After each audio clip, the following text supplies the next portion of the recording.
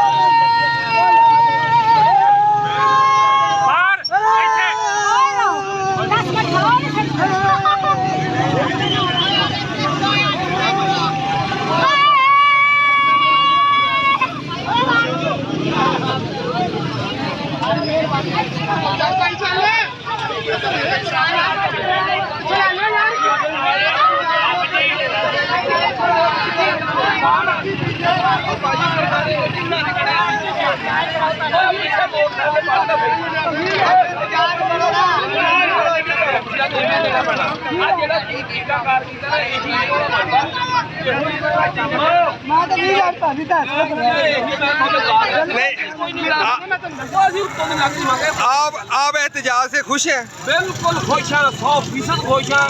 इन्हां दा खाना खराब, इन्हां दा ये बच्चे भुखे नाल माइयां कुछ इन्हां दा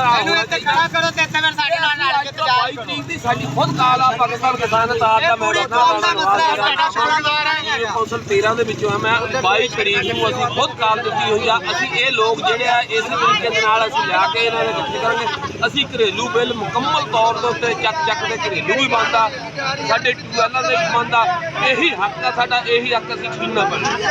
ਤੇ ਕਹਿੰਦੇ ਅਸੀਂ ਨੂਨ ਲੀਗ ਦੀ ਹੁਕੂਮਤ ਆਏਗੀ ਜੀ, ਬਿੱਲ ਘਟਣਗੇ, ਮਹਿੰਗਾਈ ਘਟੇਗੀ ਤੇ ਔਰ ਸਿਰਫ ਆਪਣੀ ਹਕੂਮਤ ਲੈਣ ਦੇ ਵਾਸਤੇ ਆਏ ਨੇ। ਹੋਰ ਕੋਈ ਇਹ ਬਿਆਨੀਆਂ ਇਹਨਾਂ ਦਾ ਇਹੋ ਜੀ ਕਿ ਅਸੀਂ ਮਹਿੰਗਾਈ ਆ ਜਿਹੜੀ ਮਹਿੰਗਾਈ ਮਾਰਚ 40 ਜਮਾਤਾਂ ਇਕੱਠੀਆਂ ਸਭ ਝੂਠ ਹੈ, ਸਭ ਕੁਝ ਬਿਲकुल ਝੂਠ ਫਰਾਡ ਜੋ ਵੀ ਆ ਬਿਲकुल ਮੁਕੰਮਲ ਤੌਰ ਦੇ ਉੱਤੇ ਕਿਸੇ ਕਿਸਮ ਦੇ ਹਾਲਾਂਕਿ ਬਲਕਿ ਇਮਰਾਨ ਖਾਨ ਦੀ ਹੁਕੂਮਤ ਅਸੀਂ ਤਾਂ ਉਹਦੇ ਵੀ ਅਸਤਾ ਜੋ ਵੱਡੀ ਵਕਤੀ ਹੁਕੂਮਤ ਆ ਉਹਦੇ ਖਿਲਾਫ ਆ।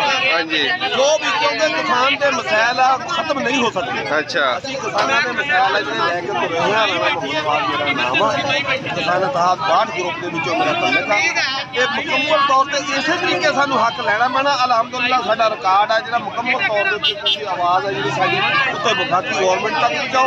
ਇਨਸ਼ਾਅੱਲਾ ਤਾਲਾ ਅਸੀਂ ਅੱਲਾ ਦੇ ਹੁਕਮ ਦੇ ਨਾਲ ਇਸ ਤਰੀਕੇ ਘਰਾਂ ਮਾਈਆਂ ਬੱਚੇ ਸਭ ਅਸੀਂ ਲਿਆ ਕੇ ਇਸ ਬਾਬਤਾਂ ਦੇ ਮੋਹਰੇ ਔਰ ਇਸ ਬਾਬਤਾਂ ਦੇ ਵਿੱਚ ਅਸੀਂ ਖੁਦ ਆ ਕੇ ਬੈਠੇ। ਉਹ ਸਰ ਜਿੰਨਾ ਚਿਰ ਸਾਡੇ ਮੁਲਕ ਦੇ ਵਿੱਚੋਂ ਬਿਮਾਰੀ ਨਹੀਂ ਜਾਂਦੀ ਜਿਹਦਾ ਨਾਂ ਸਰਕਾਰੀ, ਤੇ ਸ਼ਾਇਦ ਅਸੀਂ ਜਦੋਂ ਇਹ ਮਗਰੋਂ ਲੱਥੇਗੀ ਮਰੇਗੀ ਤੇ ਸ਼ਾਇਦ ਅਸੀਂ ਸੁੱਖ ਦਾ ਸਾਹ ਲੈ ਸਕਾਂਗੇ। ਜਿੰਨਾ ਚਿਰ ਇਹ ਹੁਕੂਮਤ ਆ ਜੇ ਸਰਕਾਰੀ ਆ ਅਸੀਂ ਸੁੱਖ ਦਾ ਸਾਹ ਨਹੀਂ ਲੈ ਸਕਦੇ, ਨਾ ਅਸੀਂ ਸੁੱਖ ਦੀ ਰੋਟੀ ਖਾ ਸਕਦੇ। ਅੱਲਾਹ ਤਾਲਾ ਸਾਡੀ ਸੁਣ ਲਵੇ ਤੇ ਇਹਨੂੰ ਹੁਕੂਮਤ ਨੂੰ ਮਗਰੋਂ ਲਾ ਦੇ ਤੇ ਅਸੀਂ ਸ਼ਾਇਦ ਸੁੱਖ ਦਾ ਸਾਹ ਲੈ। ਨਹੀਂ ਸਾਡੇ ਕੋਲ ਆਪਸ਼ਨ ਕਿਹੜਾ ਵਾ? ਅਗਰ ਫਰਜ਼ ਕਰੋ ਜੀ ਉਤਰਦੀ ਫਿਰ ਕੌਣ ਆਏਗਾ? ਸਰ ਕੋਈ ਸਾਡੇ ਕੋਲ ਇਦਾਂ ਦਾ ਨੇਕ ਬੰਦਾ ਅੱਲਾਹ ਤਾਲਾ ਭੇਜ ਦੇ ਜਾਂ ਸਾਡੇ ਤੇ ਇਜ਼ਾਬ ਨਾਜ਼ਲ ਕਰ ਦੇ ਕਿ ਇਸ ਹੁਕੂਮਤ ਨੂੰ ਵੀ ਮਗਰੋਂ ਲਾ ਦੇ, ਹੁਕੂਮਤ ਵਾਂ ਦੇ ਵੀ ਮਗਰੋਂ ਲਾ ਦੇ। ਸਾਰੀ ਹੁਕੂਮਤ ਦੁਨੀਆ ਦਾ ਬੜਾ ਗਰਕ ਹੋ ਜਾਏ, ਦੁਨੀਆ ਮਰ ਜਾਏ, ਸ਼ਾਇਦ ਸੁੱਖ ਹੋ ਜਾਏ, ਖੁਸ਼ੀ ਹੋ ਜਾਏ। ਇੰਪੋਰਟਡ ਹੁਕੂਮਤ ਨੇ ਸਾਡੇ ਦੇ ਇਤਨੇ ਬੰਬ ਲਾਏ ਨੇ, ਪੈਟਰੋਲ ਬੰਬ ਗਿਰਾਇਆ, ਗੈਸ ਬੰਬ ਗਿਰਾਇਆ, ਬਿਜਲੀ ਬੰਬ ਗਿਰਾਇਆ, ਚੋਰੀ ਹਜ਼ਾਰ ਸਾਲ ਪਹਿਲੇ ਤਾਂ 20,000 ਸਾਲ ਟੈਕਸ ਆਇਆ।